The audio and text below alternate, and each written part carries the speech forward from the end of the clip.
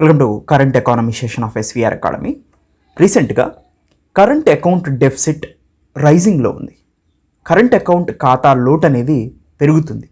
అసలు ఇక్కడ కరెంట్ ఖాతా అంటే ఏంటి, బ్యాలెన్స్ ఆఫ్ పేమెంట్లో కరెంట్ ఖాతా యొక్క విధి ఏంటి, కరెంట్ ఖాతా లోటు పెరుగుతుంటే బ్యాలెన్స్ ఆఫ్ పేమెంట్స్కి ఏమవుతుంది, ఇండియన్ ఎకానమీ యొక్క ఈక్విలిబ్రియం ఏమైనా దెబ్బతింటుందా, కరెంట్ అకౌంట్ డెఫిసిట్ పెరుగుతున్నప్పటికీ కూడా ఇప్పుడు ఇండియా ఎకానమీ పరిస్థితి ఎలా ఉంటుంది, ఒకవేళ పెరిగినా కానీ దానికి సంబంధించినటువంటి జాగ్రత్తలు ఉన్నాయా లేదా, already reserve bank of India దగ్గర ఫారెన్ ఎక్స్చేంజ్ రిజర్వ్స్ సరిపోతాయా లేదా, ఇలాంటి ఇంట్రెస్టింగ్ టాపిక్స్ అన్నీ కూడా ఈ మాడ్యూల్లో చూస్తాం. సో ఈ మాడ్యూల్ లాస్ట్ వరకు చూస్తే మీకు కంప్లీట్గా బ్యాలెన్స్ ఆఫ్ పేమెంట్స్ అంటే ఏంటి, దాంట్లో కరెంట్ అకౌంట్ డెఫిసిట్ అంటే ఏంటి, దాంట్లో trade balance of goods, trade balance of services అంటే ఏంటి, వాటి పాత్ర అంటే ఏంటో పూర్తిగా అర్థమవుతుంది. సో అసలు న్యూస్ ఏంటి అనేది మనం ఒకసారి చూస్తే, రీసెంట్ రిపోర్ట్ ఒక సంస్థ రిలీజ్ చేసింది, బ్రిటిష్ బ్రోకరేజ్ బార్క్లెస్ అనే ఒక సంస్థ. దీని ప్రకారం ఇండియా యొక్క ట్రేడ్ డెఫిసిట్ అంటే, ట్రేడ్ డెఫిసిట్ అంటే ట్రేడ్ అంటే ఏంటండి, వ్యాపారం. ఈ వ్యాపారం అనేది మనం కొన్ని గూడ్స్ని ఎక్స్పోర్ట్ చేస్తాం, కొన్ని గూడ్స్ని ఇంపోర్ట్ చేస్తాం, కొన్ని సర్వీసెస్ని ఎక్స్పోర్ట్ చేస్తాం, కొన్ని సర్వీసెస్ని ఇంపోర్ట్ చేసుకుంటాం. వీటన్నిటిని కూడా ట్రేడ్ బ్యాలెన్స్ అంటారు, లేదా ట్రేడ్ జరుగుతూ అంటారు, ఇంపోర్ట్ ఎక్స్పోర్ట్స్ని. ట్రేడ్ డెఫిసిట్ అంటే ఏంటి, ఎక్స్పోర్ట్స్ అనేవి మనం తక్కువగా ఎక్స్పోర్ట్ చేస్తూ ఇంపోర్ట్స్ అనేవి ఎక్కువగా చేసుకుంటున్నప్పుడు మనం ఎక్కువగా పే చేయాల్సి వస్తుంది అన్నమాట వాళ్ళకి.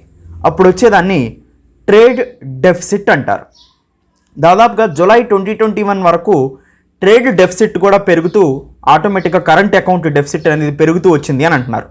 అసలు ఈ కరెంట్ అకౌంట్ డెఫిసిట్ అంటే ఏంటో చూసే ముందు, ఈ కరెంట్ అకౌంట్ డెఫిసిట్ ఎందుకు పెరిగింది రీసెంట్గా అని మనం ఒకసారి చూస్తే, కమోడిటీ ప్రైసెస్ అంటే సాధారణమైనటువంటి వస్తువు ధరలలో పెరుగుదల, మరియు ముఖ్యంగా ఆ సాధారణ వస్తువులు మనం ఎక్కువగా ఎగుమతి చేసుకునే వాటిల్లో హైయెస్ట్ పర్సంటేజ్ ఉండేది క్రూడ్ ఆయిల్. ముడి చమురు ఎక్కువగా దిగుమతి చేసుకోవటం వల్ల మన ఫారెన్ ఎక్స్చేంజ్ రిజర్వ్ అనేది ఎక్కువగా ఖర్చు పెట్టాల్సి వస్తుందన్నమాట. దానికి కరెంట్ అకౌంట్ డెఫిసిట్ అనేది ఎక్కువగా వైడెన్ అయిందని చెప్పుకోవచ్చు. ఈ కమోడిటీ ప్రైస్ వస్తు ధరల్లో పెరుగుదల, ముఖ్యంగా ముడి చమురు ధరల్లో పెరుగుదల వల్ల మనం $45 బిలియన్ రీచ్ అయ్యేటట్టుంది కరెంట్ అకౌంట్ డెఫిసిట్. అంటే దీని అర్థం ఏంటంటే, సపోజ్ నేను $45 బిలియన్ 45 రూపాయలుగా ఊహించుకోండి. మనం ఎక్స్పోర్ట్ చేసేది 100 రూపాయలు అయితే, సపోజ్ 100 రూపాయలు అయితే మనం ఇంపోర్ట్ చేసుకునేది 145 రూపాయలు అయిందనుకోండి. నేను ఎంత ఎక్కువగా పే చేయాల్సి వస్తుంది ఇక్కడ, 100 రూపాయలు నేను ఎక్స్పోర్ట్స్కి 100 రూపాయలు వస్తున్నాయి, ఇంపోర్ట్ చేసుకుంటే 145 రూపాయలు వస్తున్నాయి. 145 రూపాయలు నేను పే చేయాల్సి వస్తుంది. మీ దగ్గర నుంచి నేను వస్తువు కొన్నాను 100 రూపాయలు, సో నా దగ్గర నుంచి మీరు కొన్నారు 100 రూపాయలు, మీ దగ్గర నుంచి నేను కొన్నాను 145 రూపాయలు, నేను మీకు ఎంత ఇవ్వాలి, ఇంకా 45 రూపాయలు ఎక్స్ట్రా ఇవ్వాలి. అలానే మొత్తం ఇండియాతో అదర్ కంట్రీస్కి జరిగినటువంటి ట్రేడ్లో ఇంపోర్ట్స్ ఎక్కువగా ఉన్నాయి, మేము దిగుమతి చేసుకునేవి, మనం ఎక్స్పోర్ట్ చేసేవి తక్కువగా ఉన్నాయి. ఆ వైడనింగ్ గ్యాప్ $45 బిలియన్ ఉందన్నమాట. This is the 1.4% of GDP, gross domestic product. GDP అంటే తెలుసు, ఒక సంవత్సర కాలంలో భారతదేశంలో ఉత్పత్తి అయిన వస్తు సేవల యొక్క అంతిమ విలువల మొత్తాన్ని మనం జీడిపిగా పరిగణిస్తాం అనమాట. సో గ్రాస్ డొమెస్టిక్ ప్రొడక్ట్గా చెప్తాం దాన్ని. సో ఇది మార్చ్ 2021కి క్యాలిక్యులేట్ చేస్తే అలా ఉందన్నమాట. సో ఎకానమీ రికవరీ అవుతున్న పొజిషన్లో ఇప్పుడు ఇది కొంచెం బర్డెన్గా మారింది. కోవిడ్-19 తర్వాత సర్వీసెస్, తర్వాత గూడ్స్ అన్నీ కూడా హాల్ట్ అయినాయి అని చెప్పుకోవచ్చు. అంటే ఎక్కడ ఆగిపోయినాయి. ఇప్పుడు రికవర్ అయ్యే పొజిషన్లో కరెంట్ అకౌంట్ డెఫిసిట్ అనేది పెరుగుతుంది. ఎందుకంటే రికవరీ అయ్యే పొజిషన్లో ఇన్ఫ్లేషన్ కూడా ఉంటుంది, కమోడిటీ ప్రైసెస్ అనేది పెరుగుతూ ఉంటాయి. సో ఆటోమేటిక్గా కరెంట్ అకౌంట్ డెఫిసిట్ అనేది వస్తూ ఉంటుంది, సహజమే అది. కానీ ఇది వైడనింగ్ అవుతూ ఉంటే ఫారెన్ ఎక్స్చేంజ్ రిజర్వ్స్ మాత్రం ఎవాపరేట్ అవడానికి ఎక్కువగా అవకాశాలు ఉంటాయి అన్నమాట.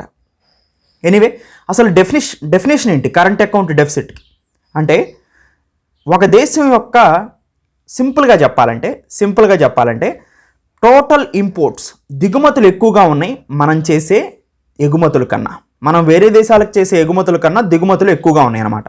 అసలు కరెంట్ అకౌంట్లోకి ఏమేమి వస్తాయి అని చూస్తే, గూడ్స్ వస్తాయి, వస్తువులు. అంటే ఒక సంవత్సర కాలంలో, ఆ సంవత్సరంలో మనం ఎగుమతి చేస్తున్నాం కొన్ని వస్తువుల్ని దిగుమతి చేస్తున్నాం. ఎప్పుడూ కూడా వస్తువుల యొక్క ఎగుమతి దిగుమతి విషయంలో మనం నెగిటివ్లోనే ఉంటాం. అంటే మర్కెంటైజ్డ్ ఎక్స్పోర్ట్స్ అంటారు, దీన్ని మర్కెంటైజ్డ్ ఇంపోర్ట్స్ అంటారు. అంటే తయారు చేయబడినటువంటి వస్తువులు మనం చేసే ఎగుమతుల కన్నా చేసుకునే దిగుమతులే ఎక్కువ. ఇక్కడ నెగిటివ్ ఉంటాం ఎప్పుడు. తర్వాత సర్వీసెస్, సేవలు అంటే ఏంటి మీకు అందరికీ తెలుసు. డాక్టర్లు, లాయర్లు, ముఖ్యంగా ఐటీ సేవలు, సో ఇవన్నీ రీక్రియేషన్, హోటల్స్, రెస్టారెంట్స్, ఇవన్నీ కూడా ఎక్కువగా ఉంటుంటాయి అన్నమాట. ఈ సేవల్లో మనం ఎప్పుడు సర్ప్లస్లో ఉంటాం. బ్యాంకింగ్ సర్వీసెస్ కానీ, ఐటీ సర్వీసెస్ కానీ, ముందు ఐటీ ఎక్స్పోర్ట్స్ మనం ఎక్కువగా చేస్తూ ఉంటాం. ఇవన్నీ సర్వీసెస్ కిందకు వస్తాయి. సర్వీసెస్ ఇండియా ఎప్పుడు పాజిటివ్లో ఉంటుంది. సర్వీసెస్ ఇండియా చేసే ఇంపోర్ట్స్ కన్నా కూడా సర్వీసెస్ ఇండియా చేసే ఎక్స్పోర్ట్స్ ఎక్కువ, ఎగుమతులు ఎక్కువ. సో అందుకని ఇది పాజిటివ్లో ఉంటాం. Net earning from abroad, so ఇది ఇన్కమ్ రెసిప్ట్స్ కానీ, పేమెంట్స్ కానీ, వీటన్నిటిని కూడా అబ్రాడ్ అంటారు. సో అంటే సింపుల్గా మీకు ఈ రెండింటి గురించి నేను ఈజీగా చెప్పాలంటే, గూడ్స్ మనం నెగిటివ్లో ఉంటాం, సర్వీసెస్ పాజిటివ్లో ఉంటాం. దీన్ని పక్కన పెడితే రెమిటెన్సెస్ అంటారు. Remittances, inward remittances and outward remittances. అంటే మన వాళ్ళు వేరే దేశంలో ఉండి, వాళ్ళు సపోజ్ మన వాళ్ళు వేరే దేశంలో యూఎస్ఏలో ఉన్నారు, వాళ్ళు సంపాదించి ఇంటికి పంపిస్తున్నారు, దాన్ని ఇన్వార్డ్ రెమిటెన్సెస్ అంటారు. వేరే దేశం వాళ్ళు ఎక్కడుండి వాళ్ళ దేశానికి ఎక్కడ సంపాదించి పంపిస్తున్నారు, దాన్ని అవుట్వార్డ్ రెమిటెన్సెస్ అంటారు. ఈ రెమిటెన్సెస్ చూస్తేనే మనకు అర్థమవుతుంది, మన దేశం వాళ్ళు వేరే దేశంలో ఉండేది ఎక్కువ కానీ వేరే దేశం వాళ్ళు మన దేశంలో ఉండేది తక్కువ. ఆటోమేటిక్గా మనకి రెమిటెన్సెస్లో మనం పాజిటివ్లో ఉంటాం, అవునా. తర్వాత వేరే దేశ కంపెనీలు, మన దేశ కంపెనీలు వేరే దేశంలో ఉండి అక్కడ సంపాదించి మనకు పంపించేది, ఇక్కడ వేరే కంపెనీలు ఇక్కడ ఉండి ఇక్కడ సంపాదించి వాళ్ళ దేశానికి పంపించేది. సో దీంట్లో కూడా మనం దీంట్లో నెగిటివ్లో ఉండొచ్చు, కానీ రెమిటెన్సెస్లో మాత్రం మేజర్గా పాజిటివ్లో ఉంటాం. సో ఇలా సర్వీసెస్లోను రెమిటెన్సెస్లోను మనం పాజిటివ్లో ఉంటాం, గూడ్స్లో మాత్రం నెగిటివ్లో ఉంటాం. కానీ ఓవరాల్గా మాత్రం ఎక్కువగా గూడ్స్ అనేది ఎక్కువ కాస్ట్ ఉంటాయి. చూడండి, ఇవన్నీ కూడా సర్వీసెస్, తర్వాత రెమిటెన్సెస్, తర్వాత నెట్ ట్రాన్స్ఫర్ ఆఫ్ పేమెంట్స్, ఇవన్నీ కలిపినా కూడా 200, 100, 110 ఇలా ఉంటుంటాయి. అంటే సింపుల్గా చెప్పాలంటే ఇక్కడ నార్మల్గా ఎగ్జాంపుల్తో డినోట్ చేశాను, ఇది పర్ఫెక్ట్ ఫిగర్ ఏం కాదు, కానీ ఇది ఈ మూడు కలిపినా కానీ ఎక్కువ ఉంటుంది అనమాట. దానివల్ల ఏంటంటే వస్తువుల్లో టోటల్, అందుకని ఇక్కడ మనం వస్తువుల యొక్క ఎగుమతులు కన్నా వస్తువుల యొక్క దిగుమతులు ఎక్కువగా ఉంటే టోటల్గా మిగతావి ఎక్కువగా ఉన్నా తక్కువగా ఉన్నప్పటికీ, ఇండియా సర్ప్లస్లో ఉన్నప్పటికీ కూడా టోటల్ మాత్రం కరెంట్ అకౌంట్ లోట్లోనే ఉంటాం, మనం కరెంట్ ఖాతా లోట్లోనే ఉంటాం అనమాట. ఇది కరెంటు ఖాతా అసలు ఎలా క్యాలిక్యులేట్ చేస్తారనేది. ఓన్లీ ట్రేడ్ గురించి చూస్తే మాత్రం, ఇప్పుడు మర్కెంటైజ్డ్ ట్రేడ్ డెఫిసిట్ అన్నాం అనుకోండి, ఓన్లీ గూడ్స్ గురించి మాట్లాడతాం అక్కడ. అంటే ఇండియా యొక్క గూడ్స్ ఆటోమేటిక్గా ఇంపోర్ట్స్ ఎక్కువగా ఉంటాయి, ఎక్స్పోర్ట్స్ తక్కువగా ఉంటాయి. ఆటోమేటిక్గా మర్కెంటైజ్డ్ ట్రేడ్ అనేది ఇండియాకి నెగిటివ్గానే ఉంటుంది. మర్కెంటైజ్డ్ ట్రేడ్ సర్వీసెస్ ట్రేడ్ అనేది ఇండియాకి ఎప్పుడు కూడా సర్ప్లస్లోనే ఉంటుందన్నమాట. సో అది గమనించాలి. సో ట్రేడ్ బ్యాలెన్స్ అంటే ఏంటంటే, ముఖ్యంగా ట్రేడ్ బ్యాలెన్స్ని గూడ్స్ ద్వారా చెప్తాం. ఇండియా యొక్క ట్రేడ్ డెఫిసిటే ఇండియాకి ఎక్కువగా ఉంటుంది. ట్రేడ్ డెఫిసిట్ ఆటోమేటిక్గా ఉందంటే కరెంట్ అకౌంట్ డెఫిసిట్ ఉన్నట్టే. So trade deficit is the part of the current account deficit, are trade balance is the part of the current account balance. So అది మనం గుర్తుపెట్టుకోవాల్సింది. సో ఇది సెకండ్ పాయింట్. ఇంకేమున్నాయి important? So చూడండి, అసలు India యొక్క current account deficit, current ఖాతా లోటు ఇండియాలో పెరగడానికి గల కారణం ఏంటి? కరెంట్ ఖాతా లోటు అంటే ఏం లేదండి, మన దేశం తయారు చేసే వస్తువులు తయారు చేసి ఎగుమతి చేయడం కన్నా వస్తువులు తయారు చేసి దిగుమతి చేసుకునే ఎక్కువగా ఉన్నాయి. ఆటోమేటిక్గా మనం ఎక్కువగా పే చేస్తున్నాం, దాన్ని కరెంట్ ఖాతా లోటు అంటారు. ఈ కరెంట్ ఖాతా లోటు ఎక్కువగా దేనివల్ల వచ్చింది అంటే, first point high oil imports. రీసెంట్గా భారతదేశం ముడి చమురుని అధికంగా దిగుమతి చేసుకోవటం. ఎందుకు దిగుమతి చేసుకుంటుంది అంటే, 100 లీటర్లు భారతదేశంలో ఉపయోగిస్తుంటే దాదాపుగా 85% మనం ముడి చమురుని దిగుమతి చేసుకుంటాం. ఓన్లీ 15 లీటర్లు మాత్రమే ఇండియాలో మనం ప్రొడ్యూస్ చేస్తాం. అంటే ప్రతి 100 లీటర్లకి 85 లీటర్లు మనం వేరే దేశం నుంచే ఇంపోర్ట్ చేసుకుంటున్నాం. అందుకని ఎక్కువ ఫారెన్ ఎక్స్చేంజ్ మనం ఖర్చు పెట్టాల్సి వస్తూ ఉంటుంది. దాదాపుగా ఒక బ్యారెల్ అంటే 159 లీటర్లు. ఈ 159 లీటర్లు బ్యారెల్ $10 కనుక పెరిగితే, $10 కనుక పెరిగితే ఒక్కొక్క బ్యారెల్ మీద, అది ట్రేడ్ డెఫిసిట్ $12 బిలియన్ వైడెన్ అవుతుంది. అంటే సింపుల్గా $10 కనుక పెరిగితే ఒక బ్యారెల్ మీద మన యొక్క ట్రేడ్ డెఫిసిట్ అనేది $12 బిలియన్ పెరుగుతుంది. అంటే ఇంత ఎక్కువగా పే చేయాల్సి వస్తుంది. ఒక బ్యారెల్ మీద $10 కనుక పెరిగితే మన ట్రేడ్ డెఫిసిట్ $12 బిలియన్ పెరుగుతుంది. సో అది గుర్తుపెట్టుకోవాల్సింది. సో అంటే ఇక్కడ హై ఆయిల్ ఇంపోర్ట్స్ అనేది ఒక ముఖ్యమైన కారణంగా చెప్పుకోవచ్చు. రెండో కారణం ఏంటంటే హై గోల్డ్ ఇంపోర్ట్స్. ఈ రెండువే మనం కరెంట్ అకౌంట్ డెఫిసిట్ వైడన్ అవడానికి గల కారణం. మనం ఎక్కువగా గోల్డ్ని ఇంపోర్ట్ చేసుకుంటూ ఉంటాం. ముఖ్యంగా స్విట్జర్లాండ్ నుంచి ఎక్కువగా గోల్డ్ని ఇంపోర్ట్ చేసుకుంటూ ఉంటాం. South Africa, China, USA, UAE, ఇది మనం ఎక్కువగా వేరే దేశాల నుంచి బంగారాన్ని దిగుమతి చేసుకుంటూ ఉంటాం అనమాట. సో మీరు 2020 ఇది, 2021 ఇది, 2020తో పోలిస్తే ప్రతి నెలలో కూడా 2021లో ఇంక్రీజ్ అయింది. ఎందుకంటే 2020 ఎక్కువగా గోల్డ్ ఇంపోర్ట్స్ జరగల. దానికి కారణం ఏంటంటే కోవిడ్-19 సిచ్యువేషన్. కానీ ఇప్పుడు రికవరీ అయ్యి సో గోల్డ్ ఇంపోర్ట్స్ బాగా పెరిగినాయి. గోల్డ్ ఇంపోర్ట్స్ పెరిగితే గోల్డ్ కూడా మనం ఎక్కువగా దిగుమతి చేసుకుంటాం కాబట్టి ఎక్కువ మనీని పే చేయాల్సి వస్తుంది. సో హై గోల్డ్ ఇంపోర్ట్స్ కూడా కరెంట్ అకౌంట్ డెఫిసిట్ పెరగడానికి కారణం అన్నమాట. వరల్డ్ గోల్డ్ కౌన్సిల్ లెక్కల ప్రకారం 2020 కన్నా 2021లో ఇండియా యొక్క గోల్డ్ ఇంపోర్ట్స్ బాగా పెరిగినాయి. సో ఇది ముఖ్యమైన కారణం. ఇండియాలో గోల్డ్ ఇంపోర్ట్స్ పెరగడానికి దీపావళి లాంటి ఫెస్టివల్స్ వస్తే ఎక్కువగా గోల్డ్ని కొంటారు కాబట్టి ఫెస్టివల్ సీజను, మ్యారేజ్ సీజన్ రావటం వల్ల గోల్డ్ ఇంపోర్ట్స్ బాగా పెరగడానికి గల కారణం అనమాట. సో ఇది సెకండ్ రీజన్గా చెప్పుకోవచ్చు. ముఖ్యంగా మనం కరెంట్ అకౌంట్ డెఫిసిట్ కావడానికి కారణం ట్రేడ్ డెఫిసిట్. ట్రేడ్ డెఫిసిట్ అంటే వస్తువుల యొక్క దిగుమతులు ఎక్కువగా ఉన్నాయి. ఏ దిగుమతులు మనం ఎక్కువగా చేసుకుంటున్నాం? సో క్రూడ్ ఆయిల్, ముడి చమురు, రెండోది గోల్డ్. సో ఇవి రెండు. తర్వాత సర్వీస్లో మనం పాజిటివ్నే ఉన్నాం. సో మనకు అందరికీ తెలిసిందే సర్వీసెస్ అంటే ఏంటో కూడా. Transport, advertising, retail, teaching, health care, hotels, IT services, exports, తర్వాత బ్యాంకింగ్ ఎక్స్పోర్ట్స్, ఇవన్నీ కూడా మనం సర్వీసెస్ అంటాం. ఓవరాల్ ఇంపాక్ట్ చూస్తే మాత్రం హై ఫారెన్ రిజర్వ్స్ మనకు ఉన్నాయి కాబట్టి, విదేశీ మారక ద్రవ్య నిల్వలు ఆర్బీఐ దగ్గర ఎక్కువగా ఉన్నాయి కాబట్టి రిస్క్ ఎక్కువగా లేదు అనేది మనకు తెలుస్తుంది. కరెంట్ అకౌంట్ డెఫిసిట్ రీజనబుల్గా ఇంక్రీజ్ అయినప్పటికీ కూడా మనకు రిస్క్ అయితే ఎక్కువగా లేదు. సో ఈ కరెంట్ అకౌంట్ అనేది దేంట్లో పార్ట్ అంటే అండి, బ్యాలెన్స్ ఆఫ్ పేమెంట్స్లో పార్ట్. ఈ బ్యాలెన్స్ ఆఫ్ పేమెంట్స్ ఏమి ఇండికేట్ చేస్తుందంటే బ్యాలెన్స్ ఆఫ్ పేమెంట్స్ అనేది డెఫిసిట్లో ఉందా, సర్ప్లస్లో ఉందా అనేది చూసుకోవాలన్నమాట. సర్ప్లస్లో ఉంటే ఇండియన్ ఎకానమీ అనేది లేదా ఏ ఎకానమీ అయినా కానీ సో పాజిటివ్ ఇంపాక్ట్ ఉన్నట్టు. డెఫిసిట్లో ఉంటే మాత్రం ఎకానమీ అనేది రివైవ్ చేసుకోవాల్సిన అవసరం ఉంది.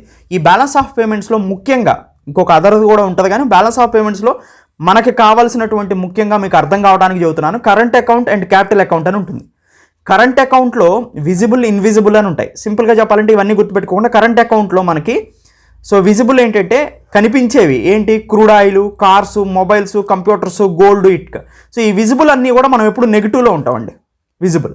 తర్వాత కరెంట్ అకౌంట్లో మనం ఈ కరెంట్ అకౌంట్కి సంబంధించిన గూడ్స్, సర్వీసెస్, ఇంపోర్ట్స్, ఎక్స్పోర్ట్స్ మీద డిపెండ్ అయి ఉంటాయి. మనం వేరే దేశాలకు పంపించేది, వేరే దేశాల నుంచి మనం తీసుకునేది. ఈ కరెంట్ అకౌంట్ ఎప్పుడు కూడా డెఫిసిట్లోనే ఉంటాం. క్యాపిటల్ అకౌంట్ మాత్రం సర్ప్లస్లో ఉంటాం. క్యాపిటల్ అకౌంట్లో ఏమేమి వస్తాయి? వేరే దేశాల నుంచి foreign direct investment, FII, Coca Cola లాంటివి, అవునండి. So land rover, Kia Motors, ఇవన్నీ కూడా ఏంటి మనకి ఎఫ్డిఐ, ఫారెన్ డైరెక్ట్ ఇన్వెస్ట్మెంట్. వేరే దేశం వాళ్ళు మన దేశంలో పెట్టే పెట్టుబడులు ఎక్కువ, మన దేశం వాళ్ళు వేరే దేశంలో పెట్టేదానికన్నా. సో ఇక్కడ సర్ప్లస్ ఉంటాం. ఫారెన్ ఇన్వెస్ట్మెంట్ కూడా, ఫారెన్ ఇన్స్టిట్యూషనల్ ఇన్వెస్ట్మెంట్ కూడా మనకి ఇండియాకి ఎక్కువగా ఉంటుంది, షేర్ మార్కెట్స్లో పెట్టేది. తర్వాత లోన్లు కూడా మనమే ఎక్కువ తెచ్చుకుంటాం. External commercial borrowing, other countries నుంచి అప్పుగా తెచ్చుకునేది ఎక్కువగా ఉంటుంది, మన దేశం నుంచి అప్పుగా ఇచ్చేదానికన్నా కూడా. సో ఎన్ఆర్ఐ డిపాజిట్స్ కూడా మనకి ఎక్కువగా ఉంటాయి. అంటే క్యాపిటల్ అకౌంట్ ఇక్కడ సర్ప్లస్లో ఉంది. కరెంట్ అకౌంట్ మాత్రం ఎక్కువగా క్రూడ్ ఆయిల్, గోల్డ్ ఉండటం వల్ల విజిబుల్లో మనం ఇక్కడ డెఫిసిట్లో ఉంటాం అనమాట. ఇన్విజిబుల్ మళ్ళీ సర్ప్లస్లోనే ఉంటాం దాదాపుగా. సో సర్వీసెస్ కానీ, ట్రాన్స్ఫర్స్లో కానీ, అంటే రెమిటెన్సెస్లో కానీ. సో ఇన్కమ్స్లో మాత్రం ప్రాఫిట్స్, ఇంట్రెస్ట్, డివిడెండ్స్లో మాత్రం నెగిటివ్లో ఉంటాయి. ఎందుకంటే వేరే కంపెనీలు ఇక్కడ సంపాదించి పంపించేది ఎక్కువగా ఉంటుంది కాబట్టి. ఇన్విజిబుల్లో ఇన్కమ్స్ తప్ప సర్వీసెస్, ట్రాన్స్ఫర్స్లో మనం ఆటోమేటిక్గా పాజిటివ్లో ఉంటాం. సో విజిబుల్లో మాత్రం నెగిటివ్లో ఉంటాం, ఎందుకంటే క్రూడ్ ఆయిల్, గోల్డ్ ఉంటుంది కాబట్టి. మొత్తం మీద కరెంట్ అకౌంట్ నెగిటివ్లో ఉంటుంది, క్యాపిటల్ అకౌంట్ సర్ప్లస్లో ఉంటుంది. క్యాపిటల్ అకౌంట్ల ద్వారా వచ్చే మనీ ఎక్కువగా ఉంటే మాత్రం మనం బ్యాలెన్స్ ఆఫ్ పేమెంట్స్ అనేది పాజిటివ్లో ఉంటుంది. సో బ్యాలెన్స్ ఆఫ్ పేమెంట్స్ అనేది నెగిటివ్లోకి వెళ్తే మాత్రం ఎకానమీని రివైవ్ చేసుకోవాల్సిన అవసరం ఎక్కువగా ఉంటుందన్నమాట. సో బ్యాలెన్స్ ఆఫ్ పేమెంట్స్ ఏం చెబుతుందంటే ఎకానమీ యొక్క ఈక్విలిబ్రియాన్ని మనకు తెలియజేస్తుంది. సో ఇది కరెంట్ అకౌంట్. ఇప్పుడు ట్రేడ్ డెఫిసిట్ వస్తే మొత్తానికి ఇది ఇంపార్టెంట్ అండి. ఒక సింపుల్గా చెప్పేస్తాను నేను. ఆయిల్ ఇంపోర్ట్స్ ఎక్కువగా ఉన్నాయి, హై ఆయిల్ ఇంపోర్ట్స్ మనకు తెలిసిందే. ముడి చమురుల ధరలు బాగా పెరుగుతున్నాయి, ఆయిల్ ఇంపోర్ట్స్ ఎక్కువగా ఉన్నాయి. గోల్డ్ ఇంపోర్ట్స్ కూడా ఎక్కువగా ఉన్నాయి. దీనివల్ల ఏంటి, ఈ వస్తువుల యొక్క దిగుమతులు మనం ఎక్కువగా చేసుకుంటున్నాం. దానివల్ల ఏంటి, వ్యాపార లోటు వస్తుంది, ట్రేడ్ డెఫిసిట్ వస్తుంది. అవునండి, ట్రేడ్ డెఫిసిట్ వస్తుంది కాబట్టి ట్రేడ్ డెఫిసిట్ వచ్చిందంటే కరెంట్ అకౌంట్ డెఫిసిట్ వస్తుంది. కరెంట్ అకౌంట్ డెఫిసిట్ వచ్చింది అంటే సో ఆటోమేటిక్గా మనకి క్యాపిటల్ అకౌంట్ డెఫిసిట్ కనుక రాకోకుండా ఉంటే బ్యాలెన్స్ ఆఫ్ పేమెంట్స్ అనేది ఈక్విలిబ్రియం స్టేట్లో ఉంటాయి. క్యాపిటల్ అకౌంట్ కూడా డెఫిసిట్లోకి వస్తే బ్యాలెన్స్ ఆఫ్ పేమెంట్ అనేది మారటానికి అవకాశం ఉంటుంది. ఈవెన్ క్యాపిటల్ అకౌంట్ డెఫిసిట్లు ఉన్నప్పటికీ, సర్ప్లస్ ఉన్నప్పటికీ కూడా కరెంట్ అకౌంట్ డెఫిసిట్ బాగా వైడ్న్ అయితే బ్యాలెన్స్ ఆఫ్ పేమెంట్స్ మీద అది ఎఫెక్ట్ చూపించడానికి అవకాశం ఉంటుంది అనమాట. ఇది టోటల్గా బ్యాలెన్స్ ఆఫ్ పేమెంట్స్ అంటే. బ్యాలెన్స్ ఆఫ్ పేమెంట్లో one of the part current account, current అకౌంట్లో one of the part trade account. Trade account deficit వస్తుంది. ట్రేడ్ అకౌంట్ డెఫిసిట్ వస్తే అది బ్యాలెన్స్ ఆఫ్ పేమెంట్స్ మీద, కరెంట్ అకౌంట్ డెఫిసిట్ మీద ప్రభావం చూపుతుంది అనమాట. సింపుల్గా మొత్తం కాన్సెప్ట్ ఏంటంటే, మనం వేరే దేశాల నుంచి తీసుకునే దిగుమతులు ఎక్కువని, మనం వేరే దేశాలకు చేసే ఎగుమతుల కన్నా కూడా దేంట్లో, గూడ్స్లో, సర్వీస్లో మాత్రం పాజిటివ్నే ఉన్నాం. సో టోటల్గా బ్యాలెన్స్ ఆఫ్ పేమెంట్స్ ఇదండి. Thank you, have a nice day.